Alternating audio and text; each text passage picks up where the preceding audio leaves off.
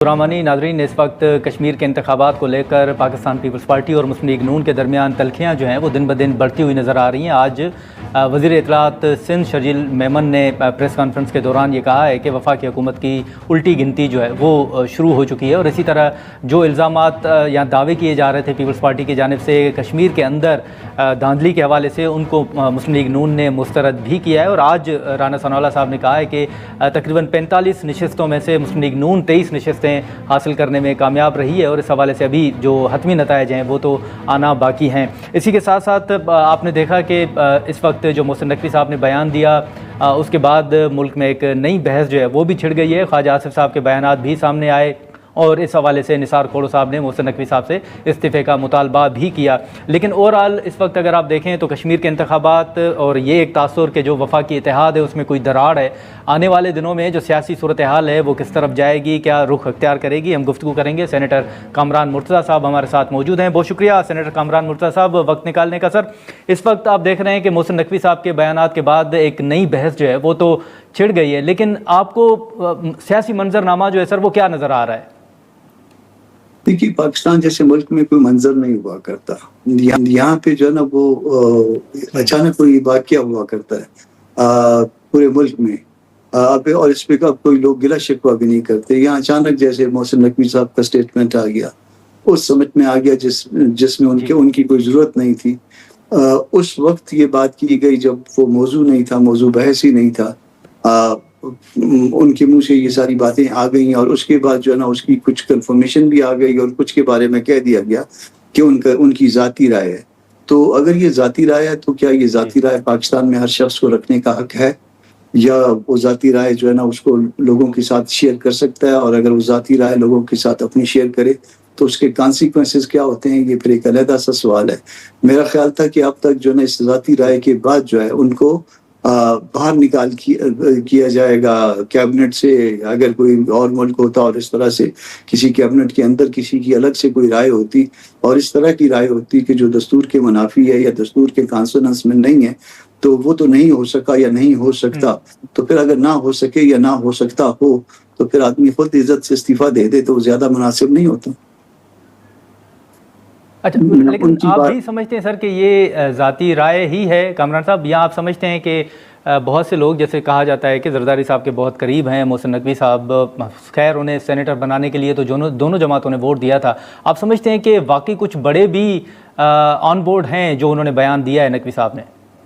देखिए, नकवी साहब से एहतराम के साथ, नकवी साहब की जाती राय जो है वो एक सेनेटर है ना। सेनेटर चले, सेनेटर बने, सेनेटर से पहले वो अचानक जो है ना एक फाइन मॉर्निंग को या एक अच्छी शाम को जो है ना वो सीएम केयर टेकर बना दिए गए। मगर क्या उससे पहले भी उनका कोई ऐसा बैकग्राउंड था कोई पॉलिटिक्स में? किसी पॉलिटिक्स में जद्दोजहद के नतीजे में जो है वो ये सब कुछ हुआ था। लोग तो सारी उम्र जो है ना नाक रगड़ते रहते हैं, एड़ियां रगड़ते रहते हैं, तब भी जो है ना वो कुछ नहीं बन पाते। तो ये उनकी जाती राय नहीं है, ये उनके मुंह से कहलवाया गया है। और ये जब कहलवाया गया है और उसके ऊपर जो अब लोगों की राय आई है, कुछ लोग तो बेचारे खामोश हो जाते हैं और कुछ लोग जो है ना वो राय दे देते हैं। तो उस राय की रोशनी में अगले फैसले लेने का वो जो भी होंगे वो किया जाएगा। फिर इसके साथ, इस राय के साथ जो मोहसिन नकवी साहब की थी, उनका जो है जरदारी साहब से मुलाकात करना, और ये भी बताया आपको कि जरदारी साहब के वो एक दूसरे बरखुरदार हैं या शायद पहले भी हो सकते हैं, तो वो भी ताल्लुक उनका यकीनन जो है ना वो मौजूद रहा है। कहीं और भी उनके ताल्लुकात जो है वो भी मौजूद हैं और यकीनन सब जानते हैं, बोलते हैं या नहीं बोलते वो अलग से मामला है। तो अब अगर ये सारा कुछ हो रहा है और किसी की नाक के, किसी कैबिनेट के नाक के नीचे हो रहा है और वो शख्स जो है ना वो उसको कैबिनेट से जो है ना वो फारिग नहीं किया जा सकता, तो कम से कम कैबिनेट को तो फारिग हो जाना चाहिए। अच्छा, लेकिन सर ये जो जरदारी साहब का आपने जिक्र किया, तो आपका खदशा क्या है या आपकी मालूमात या आपका तजिया क्या है कि क्या जरदारी साहब ऑन बोर्ड हो सकते हैं इस मामले पर?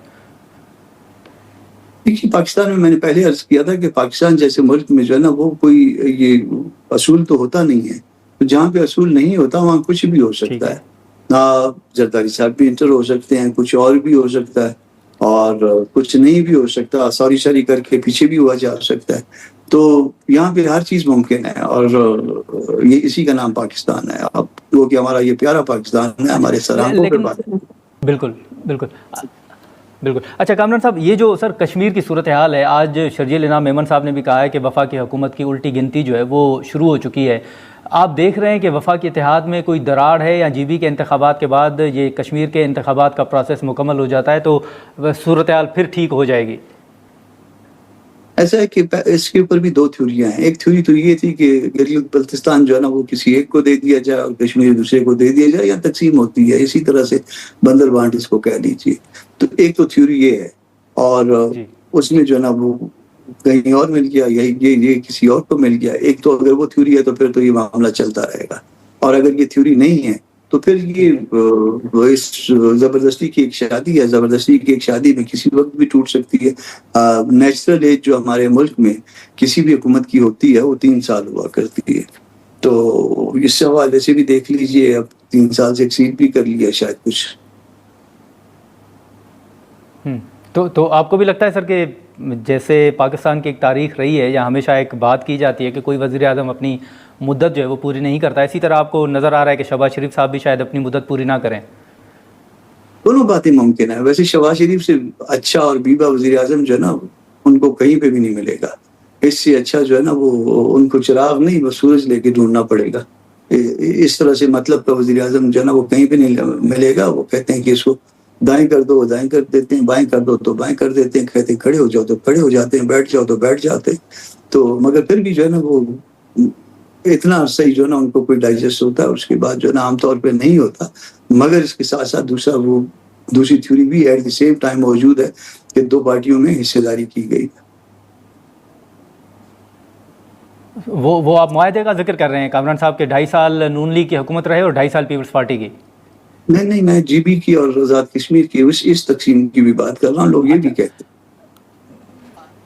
अच्छा, लेकिन सर अब जो सूरत हाल है, अब जो जैसे शर्जील इनाम मेमन साहब के बयान का मैंने जिक्र किया, इस वक्त जो सूरत हाल है, आपकी हिकमत अमली, आपके तहफ़्फ़ुज़ात हैं, PTI के तहफ़्फ़ुज़ात हैं, और अगर वाकई पीपल्स पार्टी ये समझती है या कह रही है कि वफाकी हुकूमत की उल्टी गिनती जो है वो शुरू हो चुकी है, तो क्या आप समझते हैं कि मुश्तरका हिकमत अमली भी जो है उसको तश्कील दी जा सकती है? JUIF, पीपल्स पार्टी और PTI, इस तरह का माहौल आप देख रहे हैं सर? ये मुमकिन हुआ करता है। हमने देखिए हमने बिटरनेस कम कर दी या तकरीबन ख़त्म कर दी PTI के साथ। पीपल्स पार्टी के साथ हम बड़े अच्छे ताल्लुकात में रहे हैं। आज़ाद कश्मीर में भी 1-2 सीटों पे हमने सीट एडजस्टमेंट भी किया। मगर इसके बावजूद जो है वो अब कुछ चीज़ें जो है ना, अगर देखिए असूलों के ऊपर अगर कोई भरना है किसी ने तो उसके ऊपर हम आगे आ सकते हैं, बात हो सकती है। और असूलों को फिर जो है ना वो बुनियाद बना के अगर आगे चला जाए तो फिर एक कंप्लीट पैकेज होना चाहिए, कंप्लीट डिसीजन होना चाहिए कि क्या मुल्क का निज़ाम क्या होना चाहिए, मुल्क के निज़ाम को चलना कैसे चाहिए। क्या इसी तरह से जो है ना हमने हर 2-3 साल के बाद जो है ना किसी को हटाना है और किसी को लगाना है, तो इस तरह से जो है ना वो मुल्क नहीं चल पा रहा। लोग हमसे तंग आए हुए हैं। इसका कोई रास्ता निकालना चाहिए जिसमें 5-10 साल तक हम आगे बढ़ सकें। ठीक है। तो कामरान साहब, ये जो 5 अगस्त की तहरीक है या जो जलसा है PTI का, क्या मौलाना साहब ने PTI का साथ देने का फैसला किया है या इस हवाले से कोई फैसला हुआ है सर? इसमें दुआ की हद तक तो हमारी दुआएं उनके साथ हैं। दवाओं की जहाँ तक बात है, वो दवाओं का कोई अभी तक कोई फैसला नहीं हुआ। दवा जो है ना हमने अपने वर्कर को अगर पूरी ताकत के साथ लाना है और एक तहरीक की शक्ल इख्तियार करनी है तो इस तरह से नहीं होता कि हम जो है ना वो तहरीक शुरू कर दें, बाद में देखेंगे। हमको बेटर एक्सपीरियंसेस भी हैं और हम खामखा की लड़ाई अपनी तरफ जो है ना वो मोल लेने के लिए तैयार नहीं है। हाँ, अगर कोई इस तरह की होगी, मुल्क के लिए होगी, मुल्क के मुस्तकबिल के लिए होगी और एक निज़ाम की बात होगी तो उसके ऊपर बात हो सकती है।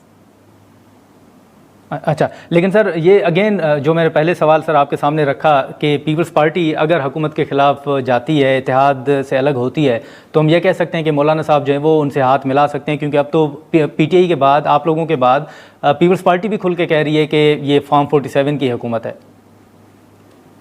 देखिए, इसमें तो किसी को भी शक नहीं है कि जीता हुआ सेटअप नहीं है। इसमें तो कोई किसी किस्म का वो डाउट नहीं है। इसमें भी बल्कि रादर किसी को शक नहीं है कि 2018 को भी मिलता जुलता जो है एपिसोड था, मगर ये तो उससे भी बदतरीन है। और वो तो उसमें इलेक्शन को टॉपल किया गया था, इसमें इलेक्शन को शायद बेचा गया।